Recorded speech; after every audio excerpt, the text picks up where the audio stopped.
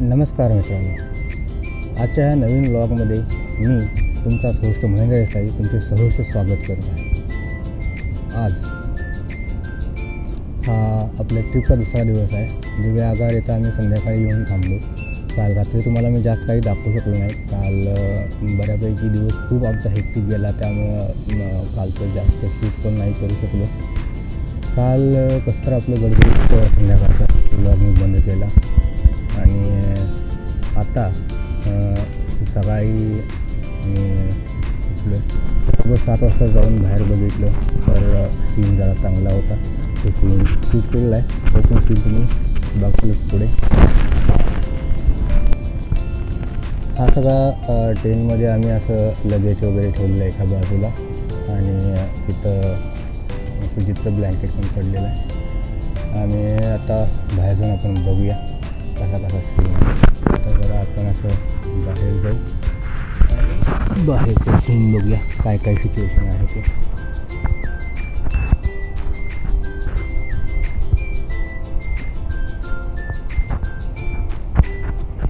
मस्त असा सीन दिसत आहे बाहेरचा। आपण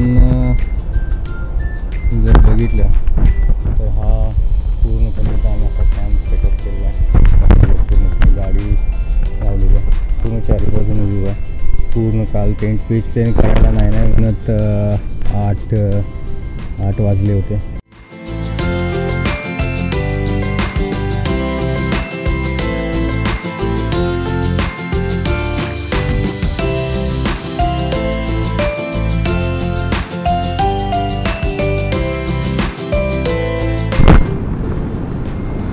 समुद्राच्या लाटा येताना तुम्ही बघू शकता।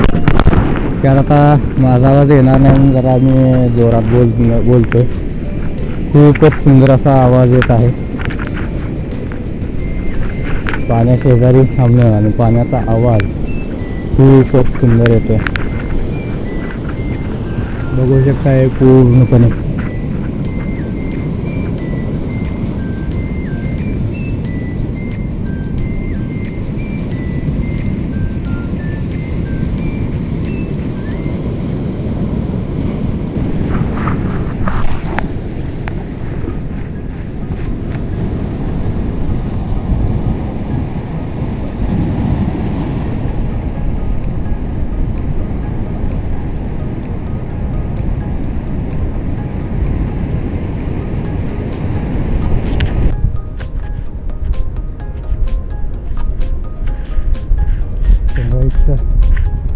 सीन लाल घोडा कसा झालेला, सूर्य खूपच छान आणि रोमांचक दिसत आहे।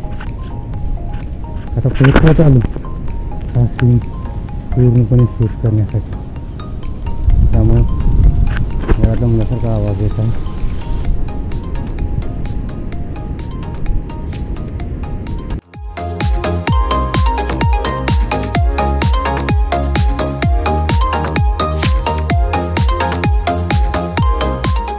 जरा आता झूम करून दाखवलं, त्यावेळी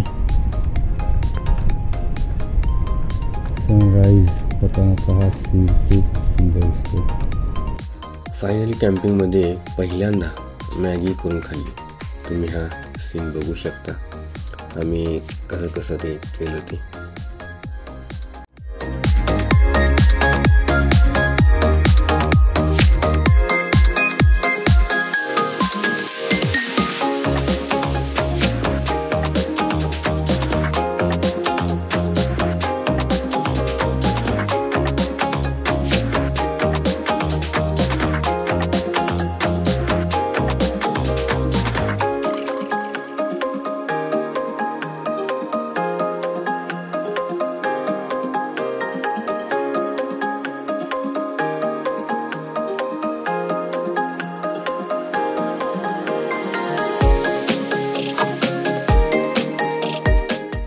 बाय बाय दिव्यागार बीच।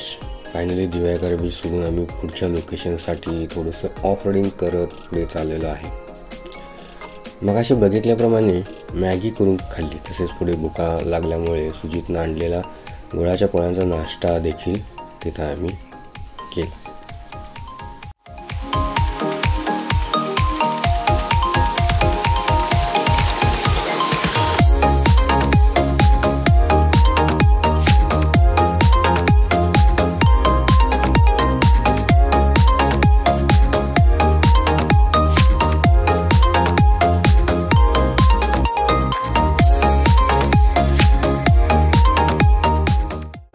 आज दिवेआगार बीचमधून निघायला बरोबर 11 वाजले, कारण दव साचल्यामुळे पूर्ण टेंट ओला होता, त्यामुळे तो आवरता येत नव्हता आणि शूटिंग कुकिंग हे सगळं करत होतोच, त्यात आहे ह्या सीनचा आनंद देखील घेत होतोच.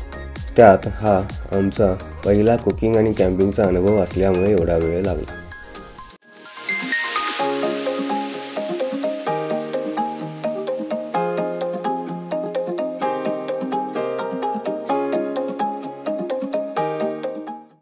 आत्ता जो आपण सीन बघत आहे हा शेकडी कॉर्नर पॉईंट म्हणून ओळखला जातो. हा सीन खूपच सुंदर दिसत आहे. हा सीन सनसेटच्या वेळी याच्यापेक्षाही खूप सुंदर दिसतो, पण एवढा वेळ आपण इथं थांबू शकत नाही, कारण आपल्याला पुढच्या डेस्टिनेशनला जायचं आहे.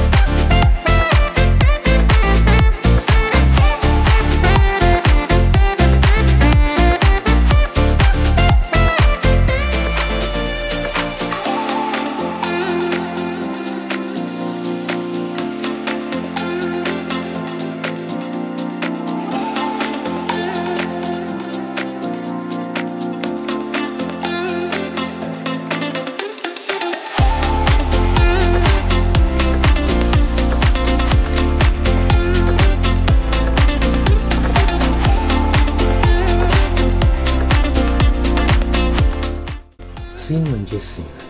माझ्या उजव्या बाजूला नुसतं बघल तिकडे समुद्र.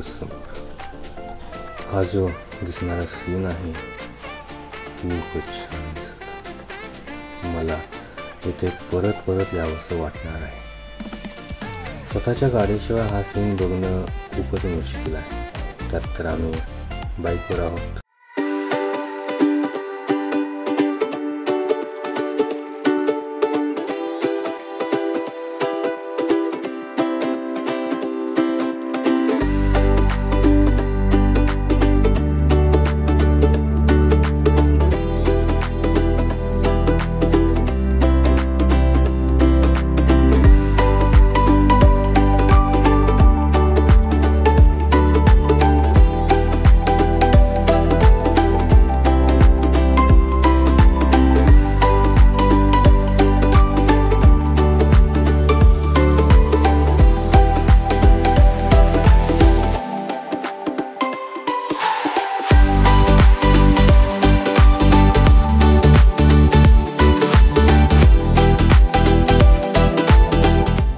आता आपण कोंडिवली बीचच्या जवळून जात आहे. दिवेआगार बीच सोडला की सगळे बीच कसे शांत वाटत आहे. आत्ता आपण इथे थांबू शकत नाही, कारण आपणास पुढे जायचे आहे.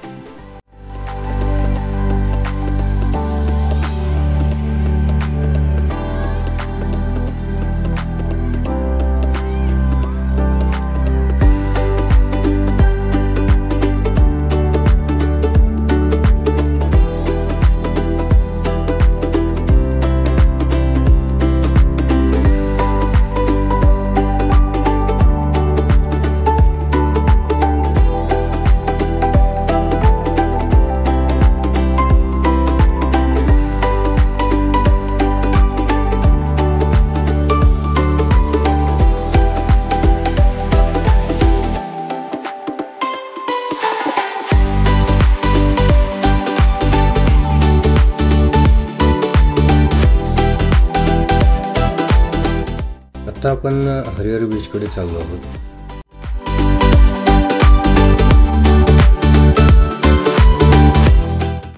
तुम्ही बघू शकता हरिहर बीचकडे जात असताना जरा रोड पण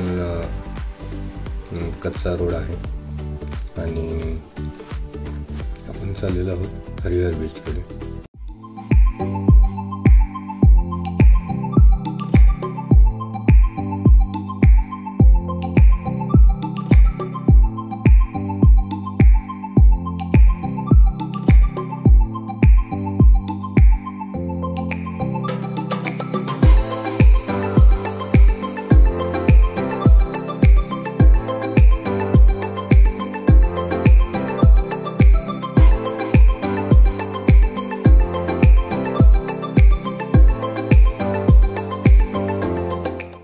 हरिहरेश्वर बीचकडे जात असताना चा रोड खूपच खराब लागला. जसा आम्ही मेन रोड सोडला तिथनं पुढचा रोड खूप खराब लागला.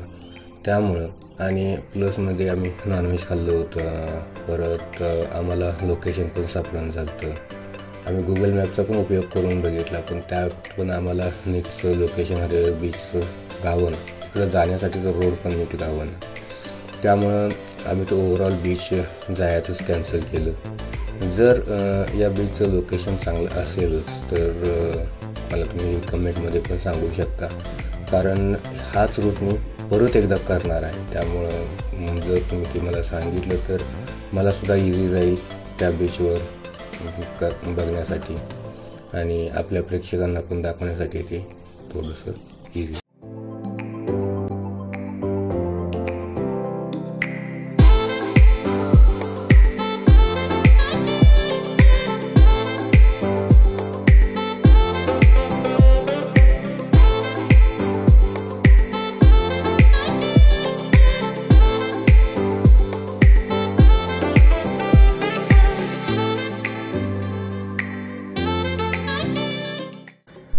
फर्स्ट टाईम आपण आता फेरी बोटमधून जाणार आहे, ते पण बाईकसोबत.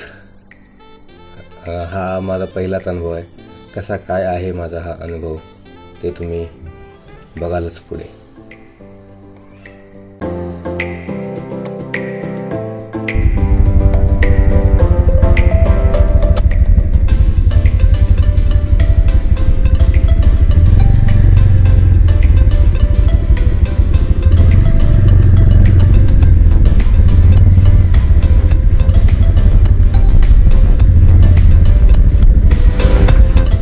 फेरीबोटमधील हा सीन खूपच सुंदर दिसतो, जो की तुम्ही बघू शकता. जसं की यात 4 चाकी वाहनं, 2 चाकी वाहनं आणि बोट ही एका ठिकाणाहून दुसऱ्या ठिकाणी चाललेली आहे. आम्ही ह्यातनं पहिल्यांदाच प्रवास करतोय, त्यामुळे आम्ही खूपच एक्सायटेड आहे.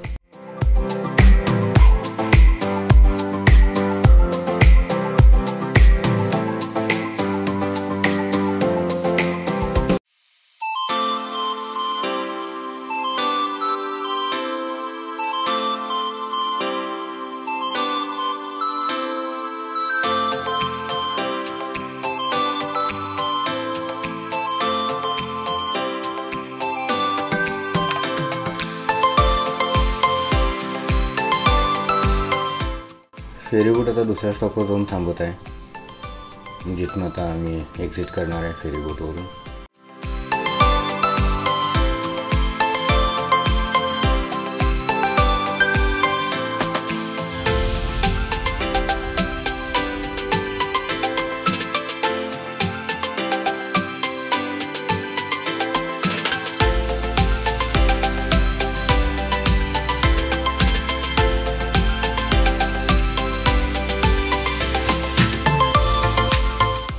फेरीबोटमधील हा आमचा पहिलाच अनुभव आणि जो सीन जो होता तो खूपच सुंदर होता.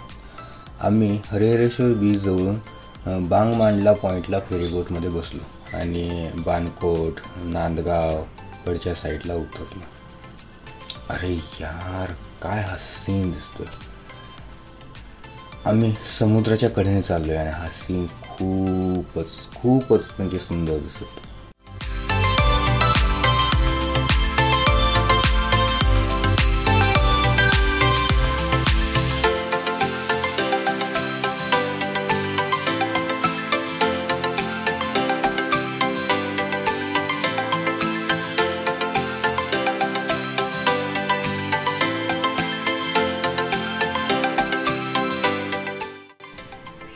सीन खूपच सुंदर आहे. बगल तिकडं नुसता समुद्र दिसतो. मला इथं परत समुद्र किनारी यावंसं वाटणार आहे. सगळे जे काही मी सीन शूट करणार आहे त्यातले जे चांगले सिलेक्टिव्ह सीन असतील ते मी तुम्हाला नक्कीच दाखवेन.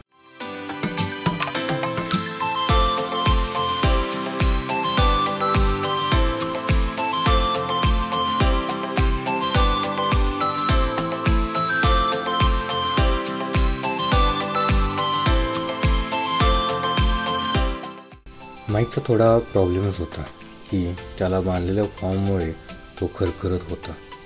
म्हणून मला हा व्लॉग इथे संपवावा लागतो आहे. भेटू उद्याच्या व्लॉगमध्ये, म्हणजेच नवीन व्लॉगमध्ये. हा व्लॉग जर आवडला असेल तर लाईक, शेअर आणि सबस्क्राईब नक्कीच करा. आणि हां, कमेंट करायला मात्र विसरू नका.